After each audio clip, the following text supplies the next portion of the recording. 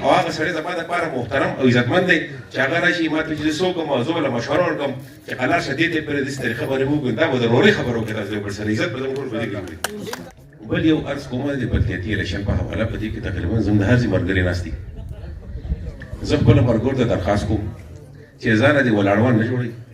هر سړی وایي زه ولاړ یم زه ولاړ یم. ګوره داسې کار دی ټول زموږ دپاره محترم دي. او فرض که په تاسو کې څوک نسته هغه ممبر نه دی نو هغه موږ ډېرې نه ویستلی دی ما داسې ویلي چې نه تاله کار نه کوو. موږ خو فرد یو سړي له کار کوو. عزت په دې کې دی دا محمد عالم خان و دا ما ته وایي زه خو ودرېږم ما محمد عالم خان شل د نور ولاړ ته قلار شه زه دې خدای پاک عزتمند کړي زما خبرې ومنله ما دې بستي کړه داسې دوه پنځه کسان چې چا د ما نه سلا اخیستې ده زه ورته وایم قلار شه نور نه پرېږدي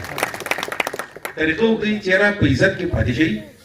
په عزت کې داسې پاتې شئ ما ته پکې داسې خلک معلوم دي چې نومدانه به سبا له به شل وټه نه اخیستي نو تاسو سوچو که دا به څه حیثیت بیا دی به پسې ګاونډي پسې خاندي که نه خو که فرض هغه شل والا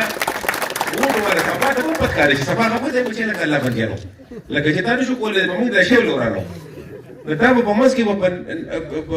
په اتفاق شي او نور خلک به داسې وګټي نو زه هغه ټولو ته وایم زه ملګرتیا نه کوم په دې کې زه به خفه هم یم او ځان دې نه شرموي ګوره لکه عزت په دې کې دی چې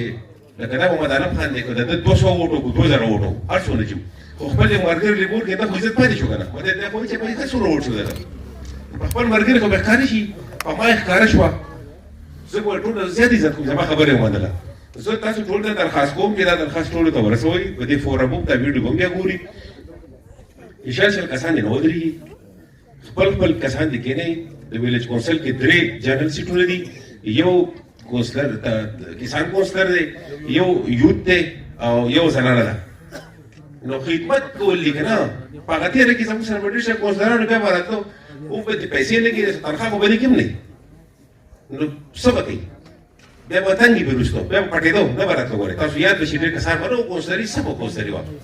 موږ هم تاسو کونسلران یو هم د کسان کونسلر یم هم د یوت کونسلر یم هم د جنرال کونسلر یم یا خلک کونسلر دی الله ته وګورئ او مهرباني وکړئ کېنئ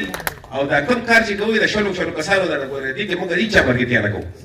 نو دا خپل شی په خپله سیټ کړئ او هغه سړی زما دپاره محترم او عزتمند دی چې هغه راشي ما ته چې زه څوک یم او زه به له مشوره ورکړم چې قلار شه دې ته پرې داسې طریقه باندې وکړو دا به د ورورۍ خبره وکړي تاسو یو بل سره عزت به